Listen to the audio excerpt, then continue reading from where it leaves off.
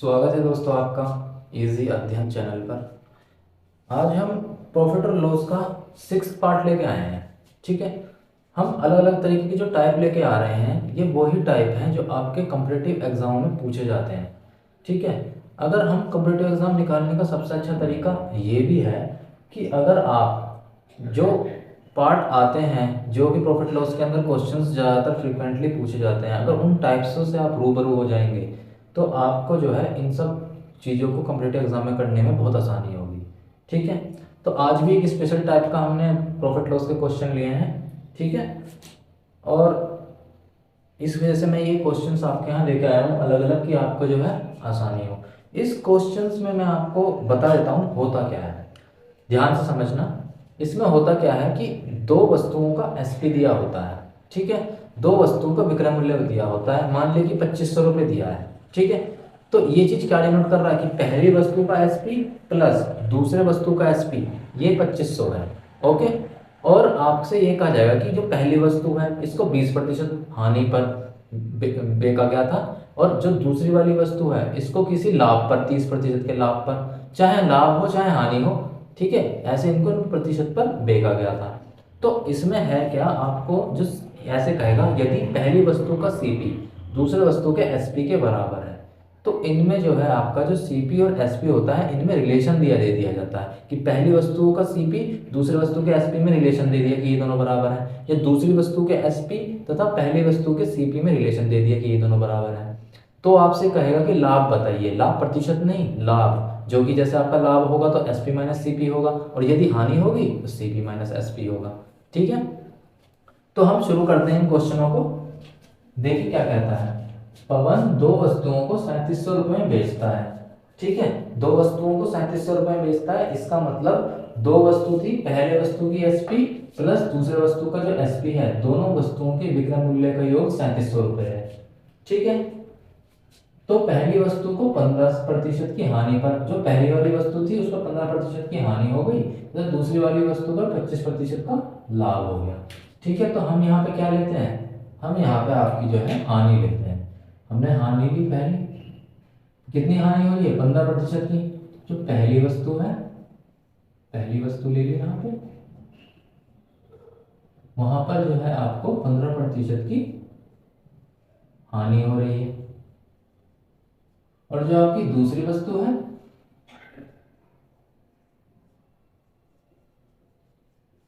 वहां पर आपको 25% की लाभ हो रहा है दूसरी वस्तु पर।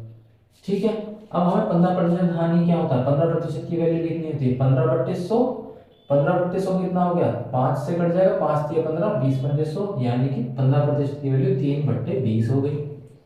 ठीक है, और ऐसे ही 25% लाभ, 25% का मतलब 25/100 यानी कि 1/4। ठीक है, अब आपको पता है अच्छे से कि ये जो डिनोमिनेटर ये जो हर होता है ये सीपी यानी कि कॉस्ट प्राइस को रिप्रेजेंट करता है। ऐसे ही यहाँ पर भी जो ये आपका डिनोमिनेटर जो हर होता है ये भी आपका कॉस्ट प्राइस यानी कि क्रय मूल्य को डिनोट करता है। ठीक है, अब आपको पता है हमको सीपी और एसपी का अनुपात बनाना है। ठीक है, आपको पता है कि ये 20 सीपी है और ये हानि हो रही है यहाँ पे, तो 3 हानि हो रही है, और आपको पता है कि हानि होने पर एसपी की वैल्यू कम होती है सीपी से, तो एसपी यहाँ पे क्या होगा इसका 20 माइनस 3, क्योंकि एसपी की वैल्यू कम हो, एसपी की वैल्यू आपकी कम होगी सीपी से हानि में, तो हमने क्या करा क्रय मूल्य माइनस हानि, ये आपका क्या हो गया एसपी निकल गया।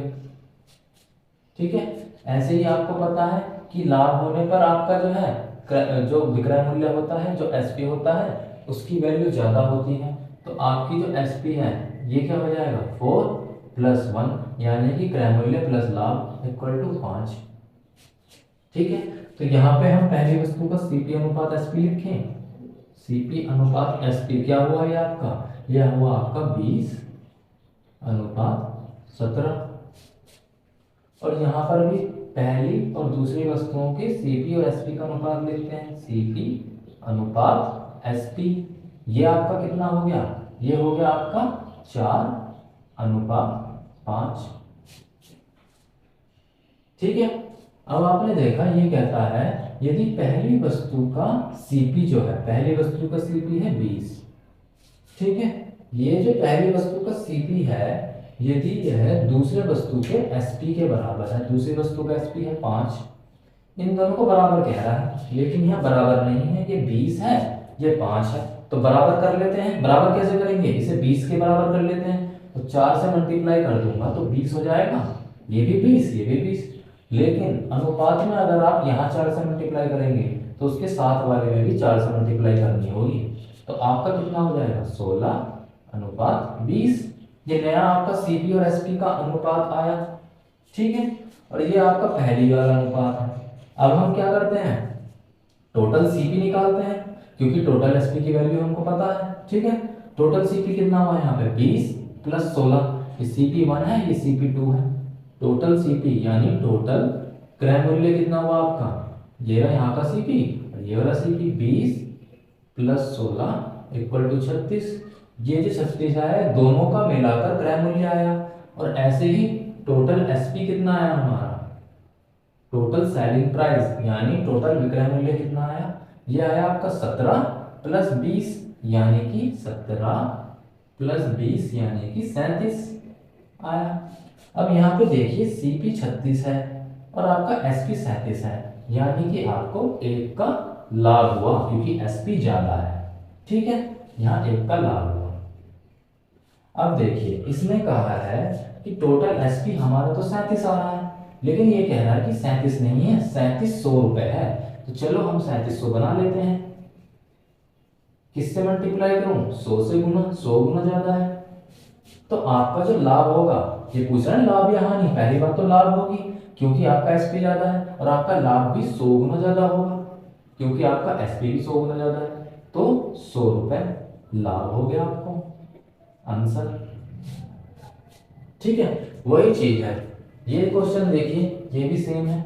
एक व्यक्ति ने दो वस्तुओं को 2520 रुपए में बेचा, इसका क्या मतलब हुआ, उन दो वस्तुओं में से पहली वस्तु का विक्रय मूल्य प्लस दूसरी वस्तु का विक्रय मूल्य ये 2520 रुपए है, दोनों वस्तुओं के विक्रय मूल्य का योग 2520 रुपए है, ठीक है। उसमें से जो पहली वस्तु थी उसे 30% की हानि पड़ेगा। हम यहाँ लिख लेते हैं पहली वस्तु, यहाँ लिख लेते हैं दूसरी वस्तु, ठीक है। पहली वस्तु को 30% हानि पर बेचा तो 30% हानि लिख लेते हैं यहाँ पे, और दूसरी वस्तु को 40% के लाभ पर बेचा तो इसे 40% का लाभ लिख लेते हैं, लिख लिया, ठीक है। 30% की हानि का क्या मतलब हुआ, 30% यानी कि 3/10, यहाँ 3/10 लिखा। यहाँ 40% का मतलब क्या होगा, 20 दूनी 40/100, तो 20 दूनी 40, 20 पंजे 100, तो ये 40% 2/5 हो गया आपका, ठीक है। अब आपको पता है कि हर को हम हमेशा सीपी मानते हैं, यहाँ पे हमने सीपी मान लिया हर को, और आपको ये पता है यहाँ भी सीपी मानेंगे हर को, ठीक है। ये पहली वस्तु, ये दूसरी वस्तु का सीपी हो गया, ये पहली वस्तु का सीपी हो गया, और आपको पता है यहाँ पे हानि हो रही है तो सीपी की वैल्यू ज्यादा होगी सेलिंग प्राइस से, तो सेलिंग प्राइस आपका क्या होगा, सीपी माइनस हानि, क्रय मूल्य माइनस हानि, तो वो कितना हो जाएगा 10 - 3 = 7।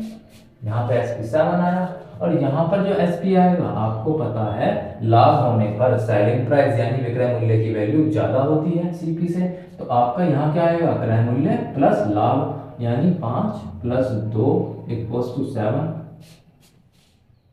ठीक है। यहाँ पे आपका आया 7 और यहाँ पे भी आपका 7 आया, ठीक है। अब हम क्या करते हैं, अब हम सीपी और एसपी का अनुपात बना लेते हैं, तो यहाँ सीपी अनुपात एसपी क्या होगा, सीपी अनुपात एसपी, ठीक है, ये होगा आपका 10:7, ठीक है। और यहाँ पर जो आपका होगा सीपी और एसपी का अनुपात, सीपी अनुपात एसपी, यहाँ आपका आएगा क्या 5:7, दोनों का सीपी एसपी का अनुपात लिख लिया हमने, ठीक है। अब ये क्या कहता है, यदि पहली वस्तु का विक्रय मूल्य, पहली वस्तु का विक्रय मूल्य 7 दूसरी वस्तु के क्रय मूल्य के बराबर है, दूसरी वस्तु का क्रय मूल्य 5, ठीक है, ये दोनों बराबर है, लेकिन यहाँ बराबर नहीं दिख रहा है तो बराबर कर लेते हैं। 7 और 5 को कैसे बराबर कर लेंगे, यदि हम यहाँ 5 से मल्टीप्लाई करें और यहाँ 7 से, तो दोनों की दोनों 35 हो जाएंगे, ऐसे ही करते हैं, दो प्राइम नंबर जो होते हैं, तो अभाज्य जो संख्याएं होती हैं उन्हीं के आपस में मल्टीप्लाई करके जो आता है उसी का ही आपस में मल्टीप्लाई करते हैं। 7 में 5 की और 5 में 7 की मल्टीप्लाई करके इसे 35 बना लेंगे तो बराबर हो जाएगा। ठीक है, लेकिन क्योंकि ये अनुपात में है तो आपको यहाँ भी 5 से मल्टीप्लाई करनी होगी, और क्योंकि यहाँ 7 से मल्टीप्लाई है तो इस वाले में भी 7 से मल्टीप्लाई करनी होगी। ठीक है, अब आप क्या करेंगे, ये तो हो गया 50 अनुपात ये हो गया 35। ठीक है, ये है आपका 35 अनुपात 49। ओके, अब हम क्या करते हैं, यहाँ पर जैसे पिछले क्वेश्चन में किया था टोटल सीपी और टोटल एसपी निकालते हैं। टोटल सीपी क्या होगा, दोनों वस्तुओं के क्रय मूल्य का योग। तो टोटल सीपी यहाँ पे क्या हुआ, टोटल सीपी क्या होगा, टोटल क्रय मूल्य क्या होगा 50 प्लस 35, 50 प्लस 35 यानी 85।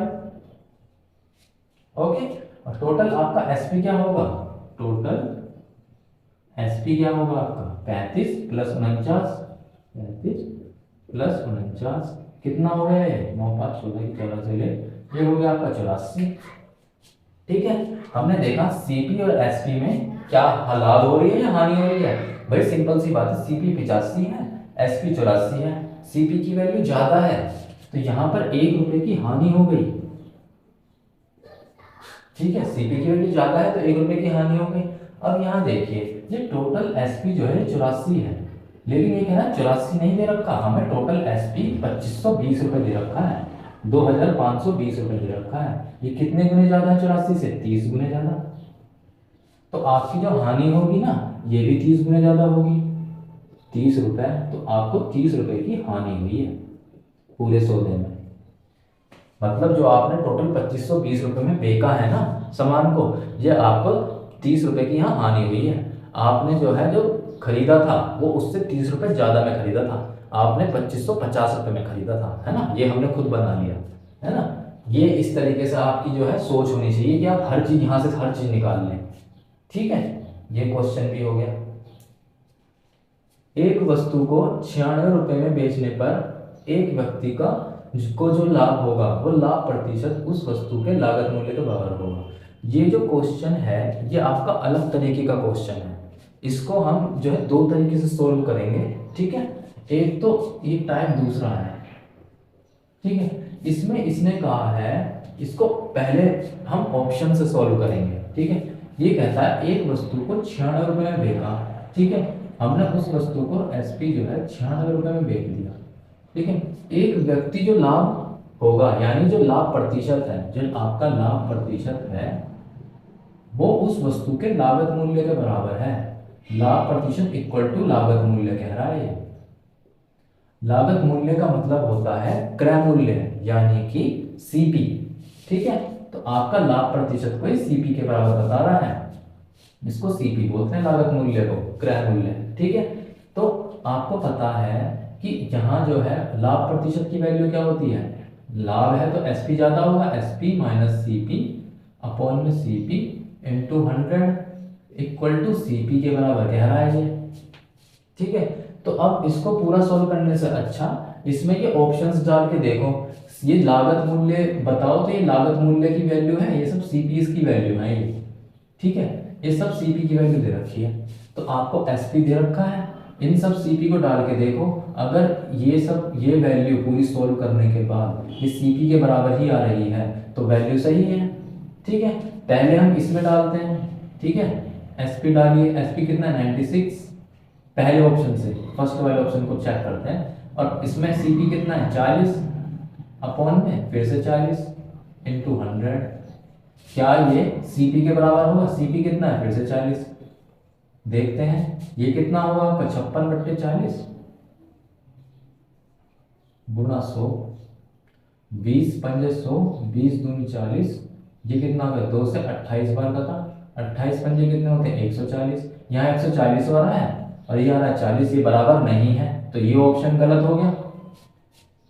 ठीक है, ये क्वेश्चन ऐसे सॉल्व करेंगे आप। सेकंड देखिए, ठीक है, सेकंड दे रखा है 60, इस बार कॉस्ट प्राइस 60 मान के करिए, तो इस वाले फॉर्मूले में डालें, एसपी दे रखा है 96, सीपी दे रखा है 60, CP फिर से नीचे 60, क्योंकि लाभ प्रतिशत का फॉर्मूला है, इंटू 100।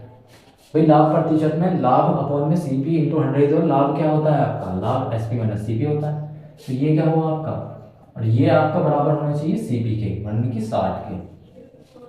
ठीक है, 96 माइनस 60 कितना हुआ, 36 बट्टे 60 गुणा 100, 0 से 0 कैंसिल, 6 6 36, 6 धाम 60। भाई ये तो 60% आ गया, जो कि 60 के बराबर है। तो आपका ऑप्शन 2 सही हो गया, आपको आगे के ऑप्शन चेक करने की जरूरत नहीं है। ठीक है, ये क्या, एक बार फिर से समझिए, ये कह क्या रहा है, ये कह रहा है 96 रुपये में बेचने पर जो मुझे लाभ प्रतिशत हुआ वो मेरी लागत मूल्य के बराबर आया, उसी वस्तु के लागत मूल्य के बराबर। लागत मूल्य का मतलब क्या होता है, क्रय मूल्य। लाभ प्रतिशत क्रय मूल्य के बराबर आया। ठीक है, जो लाभ प्रतिशत है आपका, उसकी वैल्यू क्या होती है, लाभ बट्टे CP गुणा 100। लाभ की वैल्यू क्या होती है, SP माइनस CP अपॉन में CP इंटू 100।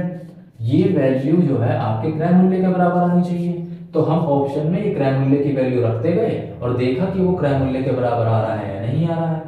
ऑप्शन 1 में नहीं आया, ऑप्शन 2 में देखिए 60% क्रय, जो भी क्रय मूल्य है आपका 60 के बराबर आ गया। ये सोल्व हो गया। अब बहुत से बच्चे ये भी सोच सकते हैं इसमें कि सर हमें कैसे पता कि उसे ऑप्शन से सोल्व करना है या कैसे सोल्व करना है। तो मैं बताऊं आपको, इसको हम बिना ऑप्शन के भी सोल्व कर सकते हैं, बस शर्त यह है कि आपको जो है क्वाड्रेटिक इक्वेशन जो होती है ना, जो द्विघात समीकरण होती है, वो क्वेश्चन करने आने चाहिए। चलिए उसको सेकंड मेथड देखते हैं, जहां हमें ऑप्शंस की जरूरत नहीं पड़ेगी।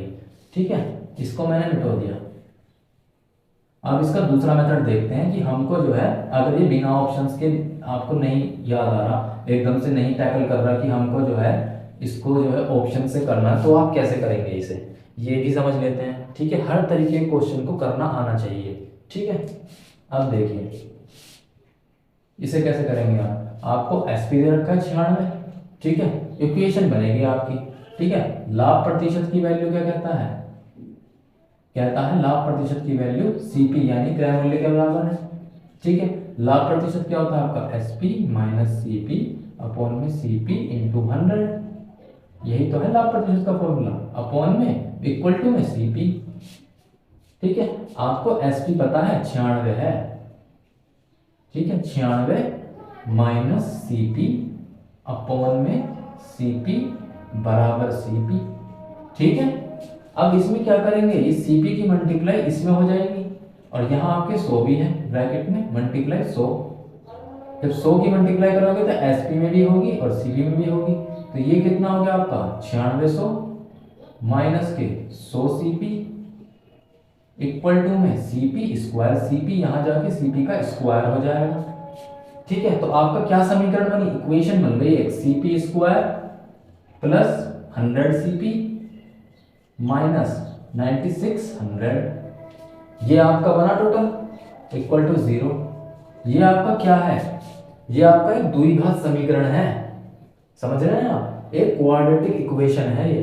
तो इस क्वाड्रेटिक इक्वेशन को सोल्व करना आपको आना चाहिए। अब ये देखिए इसके गुणनखंड, इसके फैक्टर देखिए, 9600 को आप किस किस की मल्टीप्लाई में लिख सकते हैं। ठीक है, 9600 को आप लिख सकते हैं क्या, 9600 को लिख सकते हैं 160 गुणा 60। ठीक है, 16 छिंग 96 और 96 के साथ 2 0, 9600। तो अब आप यहाँ क्या करेंगे, दो फैक्टर बने इसके CP स्क्वायर के, plus 160 CP minus 60 CP minus के 9600 इक्वल टू 0।